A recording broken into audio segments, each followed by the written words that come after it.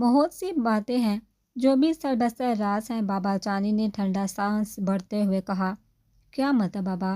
زرار نے پوچھا۔ مطلب یہ کہ جتنی بھی قرآنی آیات ہیں یا احادیث ہیں وہ اشارہ کرتی ہیں، ان میں تفصیل اور جزئیات کو بیان نہیں کیا جاتا۔ بابا کی بجائے راشد نے جواب دیتے ہوئے کہا، کچھ احادیث ہیں، پہلے وہ سمجھو پھر دیکھتے ہیں کیا سامنے آتا ہے۔ حضرت ثوبان رضی اللہ تعالی عنہ کہتے ہیں، رسول پاک صلی اللہ علیہ وآلہ وسلم نے فرمایا، جب تم دیکھو کالے جھنڈے خراسان سے آئے ہیں تو ان میں شامل ہو جانا، کیونکہ ان میں اللہ کا خلیفہ مہدی ہے۔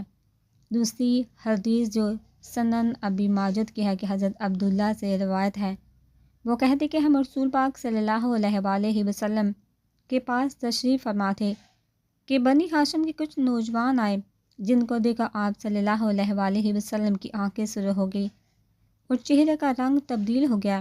حضرت عبداللہ کہتے ہیں کہ میں نے کہا کہ ہم آپ کے چہرے پر ناپسندیدگی کے تاثرات دیکھ رہے ہیں۔ آپ صلی اللہ علیہ وآلہ وسلم نے فرمایا، اہل بیت کے لیے اللہ نے دنیا کے مقابلے میں آخرت کو پسند کیا ہے، اور یقیناً میرے اہل بیت کو آزمائشوں، جلاوطنی اور بے بسی کا سامنا ہوگا، یہاں تک کہ مشرق سے کچھ لوگ آئیں گے جن کے جھنڈے کالے ہوں گے۔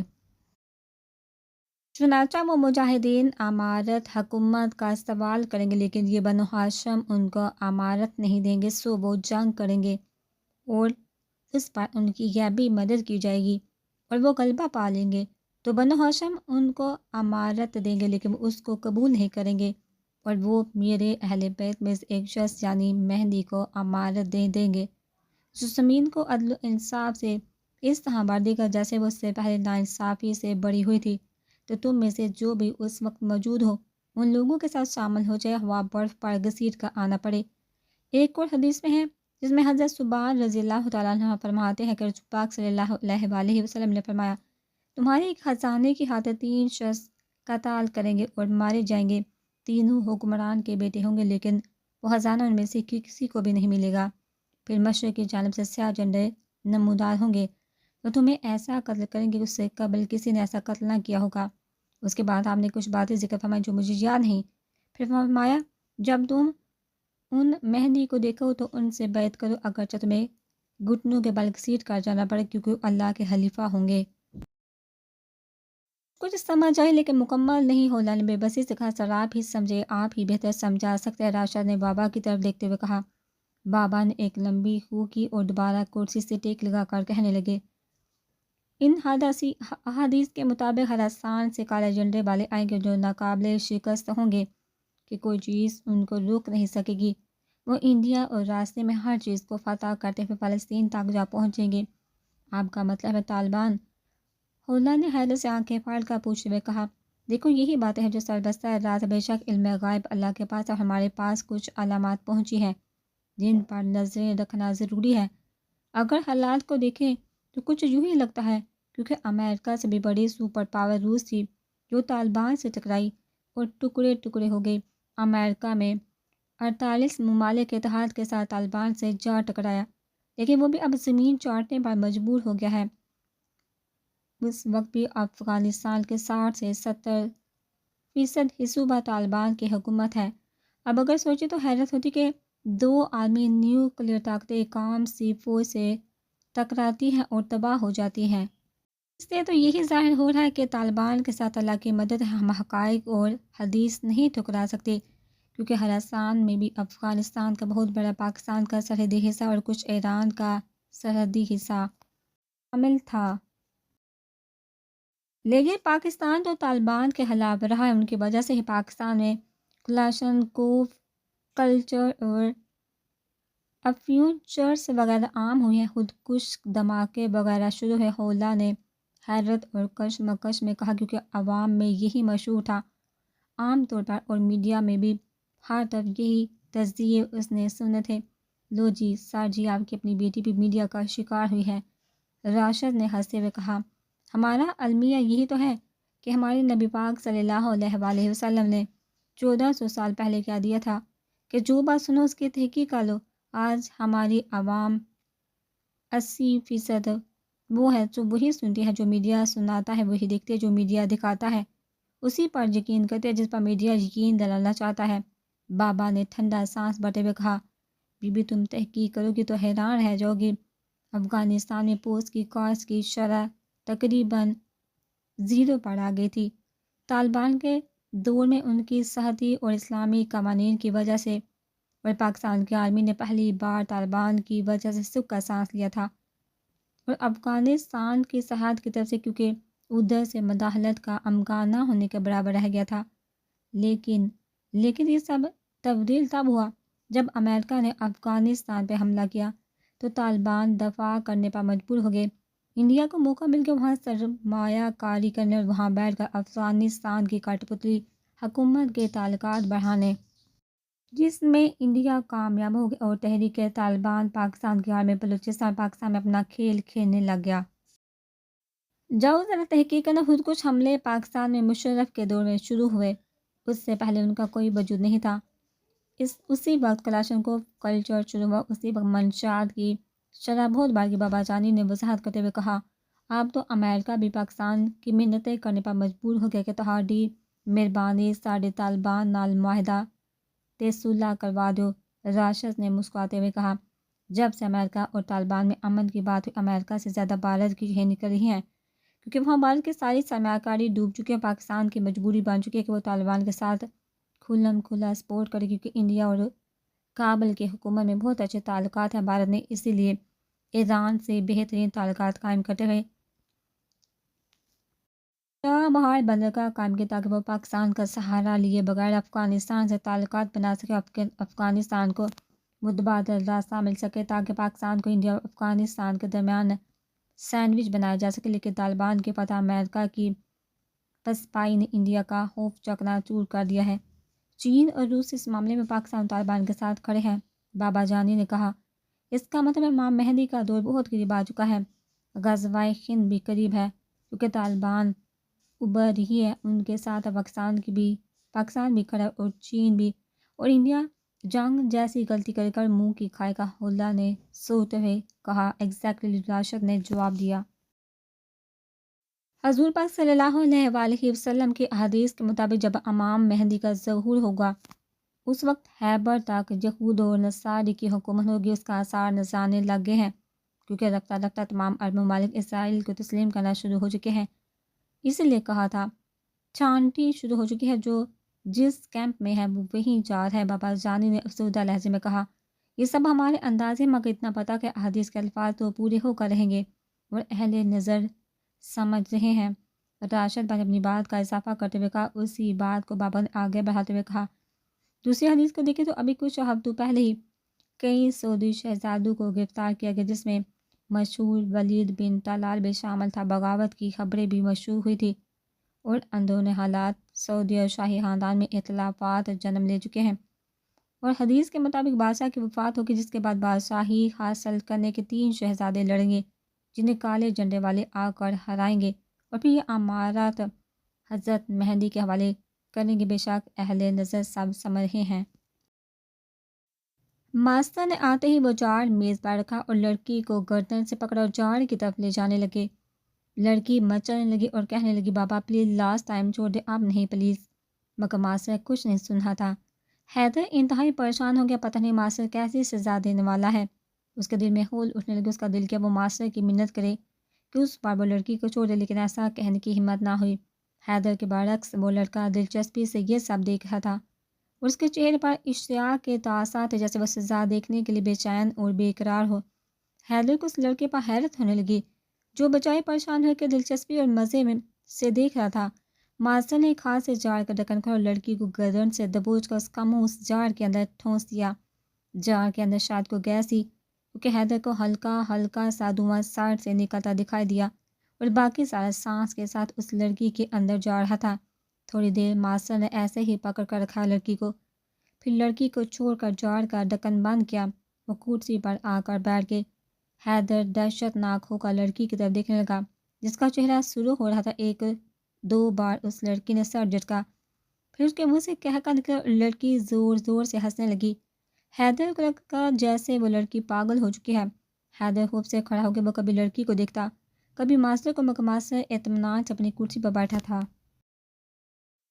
پھر تو جیسے لڑکی پر دوڑا پڑ گیا، وہ بے تحاشا ہنسنے لگی، کبھی اس کے منہ سے کہا نکلتا، کبھی وہ زور سے ہنسنے لگتی۔ بعض اوقات یوں بھی ہوتا کہ انسان کو وجہ تو نہیں پتہ ہوتی، مگر دوسروں کو ہنستا دیکھا خود کی بھی ہنسی آ جاتی ہے، بات کا پتہ تو نہیں ہوتا، مگر ہنسی دیکھ کر ہی ہنسی آ جاتی ہے بعد میں۔ یہ ہنستے ہنستے ہوئے اگلے بندے سے پوچھا جاتا ہے کہ وہ کیوں ہنسا، ایسا ہی ہے اس لڑکی کا حال ہوا۔ لڑکی کو بے تحاشا ہنستے دیکھا ان دونوں کی بھی ہنسی چھوٹ کے ماسٹر بھی مسکرانے لگا۔ ہنستے ہنستے لڑکی کی آنکھوں سے پانی آنے لگا اور وہ پیٹ پر ہاتھ رکھ کر زمین پر گھٹنوں کے بل بیٹھ گئی۔ ہا ہا ہا ہی ہی ہی، پلیز بس، ہا ہا ہا آنٹی آنٹی ڈوز، ہا ہا ہی ہی ہی دے دے، ہی ہی ہا ہا ہا۔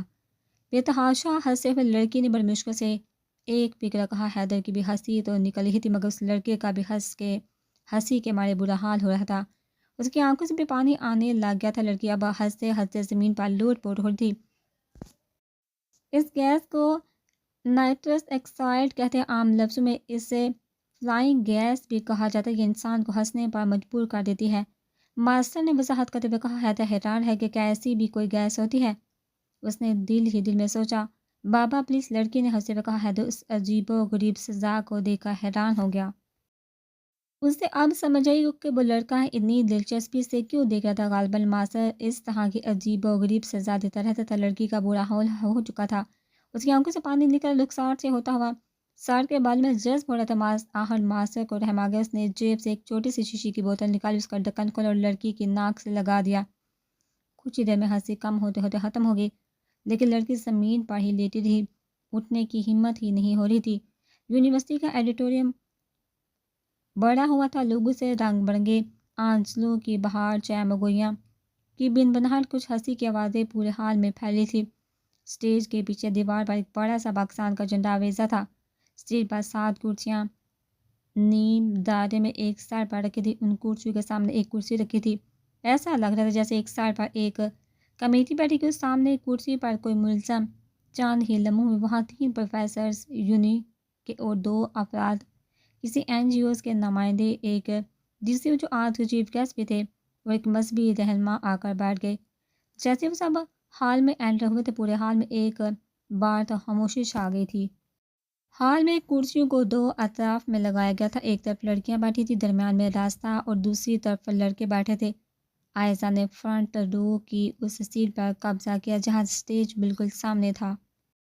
اس کے برعکس عمر درمیان میں ایک رو کے بالکل آخر میں ایک کونے میں بیٹھا تھا، جہاں سے کسی لڑکی پر نظر نہ پڑے۔ اسے ان مباحثے میں حصہ لینے کا بس اتنا ہی شوق تھا کہ آتا سنتا اور چلا جاتا۔ تقریب کا آغاز تلاوت سے کیا کہ نعت پڑ گئی، اس کے بعد اسٹیج سیکرٹری مائک پر آئے اور کہنے لگے، اس تقریب کو دلچسپ بنانے کے لیے آپ میں سے کچھ لوگوں کو چنا گیا ہے جو اپنا نام دے چکے ہیں۔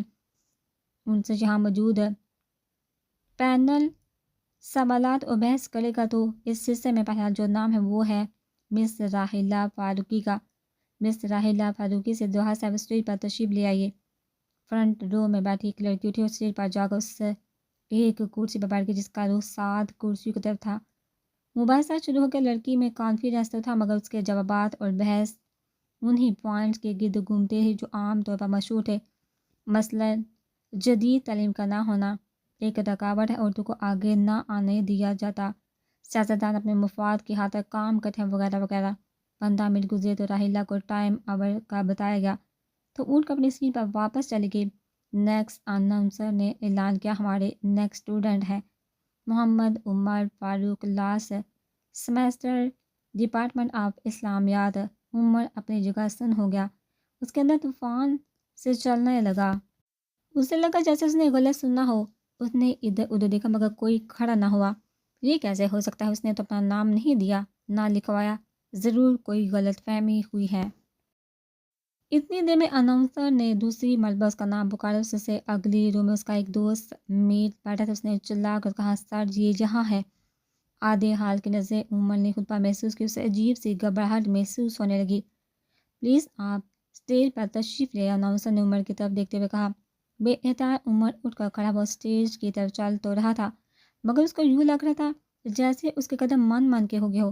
اسٹیج پر پہنچ کر عمر نے کرسی پر بیٹھنے کی بجائے کھڑے ہو کر مائک اٹھا کر کہا، میں آپ سب سے معذرت کرتا ہوں، میں نے اپنا نام اس مباحثے کے لیے نہیں دیا تھا اور نہ کوئی اس کے لیے تیاری کی ہے۔ میں تو اپنا نام سن کر حیران ہوں کہ میرا نام کیوں لیا گیا۔ عمر نے اپنی جان چھڑوانے کے لیے مختصر سے فکر ادا کی ہے، اس سے تو یہی تقریب اور بھی دلچسپ ہو جائے گی۔ ہمیں اور جہاں موجود ہر شخص کو وہ جاننے کا موقع ملے گا جو ایک عام انسان کے دل کی باتیں ہیں۔ برائے کرم بیٹھ جائیے، آپ بھی پاکستانی ہیں اور اس میں کوئی تقریر نہیں کرنی جس کے لیے آپ کو تیاری کی ضرورت ہو، صرف چند آسان سوالات کے جواب دینے ہیں۔ پروفیسر ہالر نے مائک میں بولتے ہوئے کہا۔ عمر کو محسوس ہو گیا کہ ناچار اسے یہ کڑوا گھونٹ بھرنا پڑے گا۔ وہ خاموشی سے کرسی پر بیٹھ گیا۔ اس نے اپنی آنکھیں بند کی تو دفعتاً اس کے ذہن میں بابا کی آواز گونجنے لگی، جب بھی کوئی مشکل آئے اپنے مددگار اللہ کو بلا لینا، وہ ضرور مدد کرے گا۔ سنائی دیتی ہے۔ فوراً عمر نے ابالواحد دوشی پڑا۔ اسے پورے جسم میں سکون کی لہر دوڑتی ہوئی محسوس ہوئی۔ ادھر پینل اپنا پہلا سوال کر رہا تھا، آپ کے حساب سے وہ کیا عوامل ہیں جو پاکستان کی ترقی میں رکاوٹ ہے؟ پروفیسر جمیل نے پوچھا۔ سب کچھ آوے کا آوا ہی بگڑا ہوا ہے۔ عمر کے منہ سے یہ الفاظ پھسل گئے۔ مثلاً پروفیسر جمیل کا سوال، پاکستان کا آئین، پاکستان کے قانون، پاکستان کا نظام تعلیم، پاکستان کا نظام معاشیت، سب کا سب بگڑا ہوا ہے۔ عمر کا جواب پہلی بار پورے حال میں سنسنی سی دوڑ گئی۔ کچھ پچھلی کرسیوں والے کھڑے ہو کر اسٹیج کی طرف دیکھنے لگے اور عائزہ کبیر وہ تو بھول چکی تھی وہ کہاں ہے، کیوں ہے، کیا ہو رہا ہے۔ وہ تو بس والہانہ انداز میں عمر کو دیکھے جا رہی تھی۔ اس کی نظریں والہانہ عمر کے چہرے کا طباع کر رہی تھی، اس کے ہلتے لبوں کو دیکھ رہی، عمر کے ماتھے پر پڑی شکنیں گن رہی تھی۔ آپ کو پتہ ہے آپ کیا بول رہے ہیں؟ ڈی سی او کا ناگواری سے سوال۔ جی ہاں، اچھی طرح لاپرواہی سے عمر کا جواب۔ پاکستان کے آئین میں کیا خرابی ہے؟ ایک این جی او کے نمائندے سرمد کا سوال۔ پہلے ایک سوال میرا اسی حوالے سے کہ یہ آئین کس نے بنایا تھا؟ عمر کا جواب کے بجائے سوال، یہ آئین 1973 میں ذوالفقار بھٹو کے سربراہی میں ایک کمیٹی نے بنایا تھا۔ پروفیسر جمیل کا جواب، جب یہ طے ہو گیا پاکستان کا مطلب کیا لا الہ الا اللہ اسلام کو یہاں کا مذہب قرار دے دیا گیا، تو یہ مغرب زدہ آئین کیوں لاگو کیا گیا؟ کیا ہمارے پاس آئین قرآن نہیں تھا؟ کیا ہمارے پاس حضور پاک صلی اللہ علیہ وآلہ وسلم ایز اے لیڈر رول والا آئین نہیں تھا؟ یا تو یہ بتا دیجیے کہ اس آئین قرآن میں یہ کوتاہیاں یا کمیاں تھیں، یا 1973 کا آئین بنانے والے زیادہ ذہین تھے؟ اس آئین سے بہتر آئین ہمارے پاس تھا جسے ٹھکرایا مغرب کا جمہوریت زدہ آئین ہم پر مسلط کر دیا گیا۔ آرٹیکل 2 کے یہ الفاظ کہ اللہ تبارک و تعالیٰ ہی کل کائنات کا بلا شرکت غیر حاکم مطلق ہے، اس نے جمہور کے ذریعے مملکت پاکستان کا جو احتیاط سونپا ہے وہ اس کے مقرر حدود کے اندر مقدس امانت کے طور پر استعمال کیا جائے گا۔ یہ شک تو شامل کر دی گئی مگر اس پر عمل کہاں ہے؟ عمر کا طرح کا جواب۔ ایک خاموشی سے پورے حال میں چھا گئی۔ سوالات کرنے والی کمیٹی بھی پہلو بدلنے لگی۔ جواب ایسا تھا کہ کسی سوال کی گنجائش ہی نہ بچی تھی۔ نہ تو یہ کہہ سکتا تھا کوئی کہ آئین قرآن میں یہ حامی تھی، اور نہ کوئی یہ کہہ سکتا تھا کہ 1973 کا آئین بنانے والے زیادہ ذہین تھے۔ پاکستان کے قوانین میں کیا خرابی ہے؟ پروفیسر اظہر کا سوال۔ خرابیاں ہی خرابیاں ہیں، جب کہہ دیا کہ چور کا ہاتھ کاٹ دو۔ حضرت محمد صلی اللہ علیہ وآلہ وسلم نے یہاں تک کہا کہ اگر محمد کی بیٹی فاطمہ بھی چوری کرتی تو اس کا ہاتھ بھی کاٹ دیتا، تو پھر یہ قانون کیسے اور کیوں؟ ان قوانین کے تحت انصاف لینے میں نسلوں کو تھانے کچہریوں کے چکر کاٹنے پڑتے ہیں۔ پھانسی پر جھول جانے کے بعد فیصلہ آتا، ملزم بے قصور تھا، وکیلوں کی کمائی ہی جھوٹ پر ہوتی ہے۔ اگر ان کا فریق حق پر بھی ہو تو انہیں سچ کو سچ ثابت کرنے کے لیے بھی جھوٹ بولنا پڑتا ہے۔ اسلام کا نظام بہتر نظام تھا، جہاں گاؤں کا قاضی، پھر شہر کا قاضی، پھر ملک کا قاضی، سال اپنے گاؤں اپنے علاقے کے قاضی کے پاس رات کو بھی آتا تو قاضی اس کی بات سننے کا پابند تھا۔ نہ جج کی چھٹی کا مسئلہ، نہ وکیلوں کی فیس کا مسئلہ، نہ چکر کاٹنے کا مسئلہ، نہ تاریخیوں کا مسئلہ۔ عمر کا اطمینان سے جواب۔ پیچھے بیٹھا آدھا حال اب اٹھ کر عمر کو واضح دیکھنے کی کوشش کر رہا تھا، مگر ایسا ممکن نہیں کیونکہ پروفیسر جمیل کا سوال جاری تھا، مگر عمر نے سوال کاٹ کر جواب دیا۔ ایسا ممکن ہے، بے شک سعودیہ قوانین اب اپنی وقت خور ہیں، مگر یہی قوانین وہاں موجود ہیں جن کی وجہ امن ہے۔ اگر یونین کی سطح پر چیئرمین بنائے جا سکے تو قاضی بھی بنائے جا سکتے ہیں، اور حکومت کا بہت سا سرمایہ جو عدالتوں کچہریوں میں لگتا ہے وہ بھی بچ جائے گا۔ ڈی سی آداب ڈی سی اب غور سے عمر کو دیکھنے لگا، اور پاکستان کے نظام تعلیم میں کیا خرابی ہے اور کوئی سوال نہ مل پایا تو ایک اور این جی او کے نمائندے جبران نے پوچھا۔ جب انسان کوئی راہ چنتا ہے تو دیکھتا ہے پہلے کون سے لوگ تھے اور کس راہ پر چل کر کامیاب ہوئے۔ میں ایسے لوگوں کی مثال دیتا ہوں، ان کا نظام تعلیم بتا دیتا ہوں۔ پیسہ خود کا لیجیے کہ نظام تعلیم کیسا ہونا چاہیے تھا۔ یورپ والوں نے جابر بن حیان کو، گیبر ابن راشد کو، عبیدو ابن سینا کو، ایونا اور ابن الحاشم کو الحزن کہنا شروع کیا تاکہ ان کا مسلمان اور عرب ہونا ثابت نہ ہو۔ ابن سینا کی کتاب القانون، بستی کی کتاب الحمان اور ابو القاسم کی جرحی 7ویں صدی عیسوی تک یورپ میں نصابی کتب کے طور پر پڑھائی جاتی تھی۔ ان کتابوں میں انسانی دماغ و اعصاب کی تصاویر بنی تھی۔ کاغذ کی صنعت کو اوج کمال پر پہنچانے والے اہل شاطبہ ہیں۔ چھپائی کی مشین اور مطابع کے پہلے موجب مسلمان سائنسدان ہیں۔ دوران ان کا جدید نظریہ ولیم ہاروے سے منسوب کیا گیا، حالانکہ اس سے پہلے ابن النفیس نے نظریہ پیش کیا تھا۔ ابو القاسم الزہروی نے مثانے کی پتھری نکالنے کے لیے جسم کا جو مقام آپریشن کے لیے تجویز کیا تھا، آج تک اسی پر عمل ہو رہا ہے۔ محمد بن زکریا رازی دنیا کے پہلے طبیب جنہوں نے تبدی کا علاج اور چیچا کاٹی کا ایجاد کیا تھا۔ الجبرا خصوصی طور پر مسلمانوں کی ایجاد ہے۔ عمر خیام نے شمسی کیلنڈر مرتب کیا۔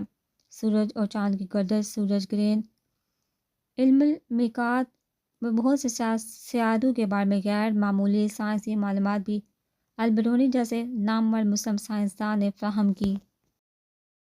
رائٹ برادر ان کو ہوائی جہاز کا موجب مانا جاتا ہے کیونکہ وہ مسلمان نہیں تھے، مگر حقیقت یہ ہے کہ عباس بن فرناس وہ عظیم سیاستدان ہے، سائنسدان ہے جس نے دنیا کا سب سے پہلا ہوائی جہاز بنا کر اڑایا تھا۔ وہ کافی دیر ہوا میں اڑا مگر اس کے ہوائی جہاز نے لینڈنگ کے لیے دم والی تکنیک کی کمی تھی، جس کی وجہ سے لینڈنگ کے دوران وہ گر کر ہاتھ پاؤں تڑپا بیٹھا تھا، مگر اس نے اپنے شاگرد کو دم کے اصول کو یاد رکھنے کی نصیحت کی تھی۔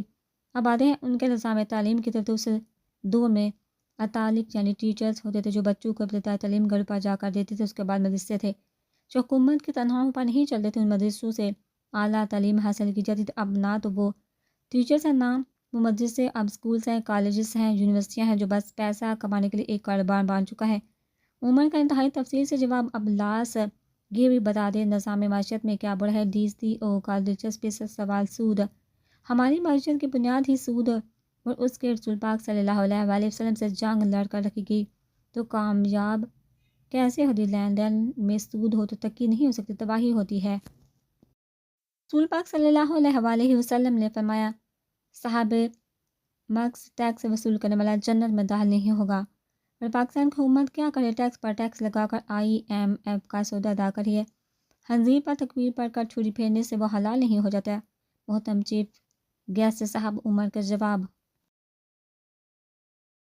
اتنی دقیانوسی سوچ رکھنے کی وجہ سے ہی پاکستان ترقی نہیں کر رہا۔ یہ ماڈرن ورلڈ ہے، پوری دنیا میں یہ نظام چل رہا ہے، ہم اس نظام کے بنا نہیں چل سکتے، یہ ہماری مجبوری ہے۔ NGO کے نمائندے جبران کا تیزی اور تحریر سے بار جاپان بھی بڑا دقیانوس ہے، جہاں 1990 سے زیرو شرح سود اور منفی شرح سود کی پالیسی چل رہی ہے۔ زیرو شرح سود کا مطلب یہ ہے کہ اگر کوئی قرض لے گا بینک سے تو اسے کوئی سود نہیں دینا پڑے گا، اور منفی شرح سود کا مطلب کہ اگر کوئی بینک میں اپنی رقم رکھواتا ہے تو اسے بینک والوں کو پیسہ ادا کرنے پڑیں گے۔ بینک والوں کی سروس اور اپنے پیسوں کی حفاظت کے لیے جاپان بھی بڑا دقیانوس ہے، مگر پھر بھی نہ جانے اتنی ترقی کیوں کر ہے۔ چلو میں دقیانوس ہوں، جائیے جا کر گوگل پر سرچ کر میں غلط کہہ رہا ہوں یا صحیح۔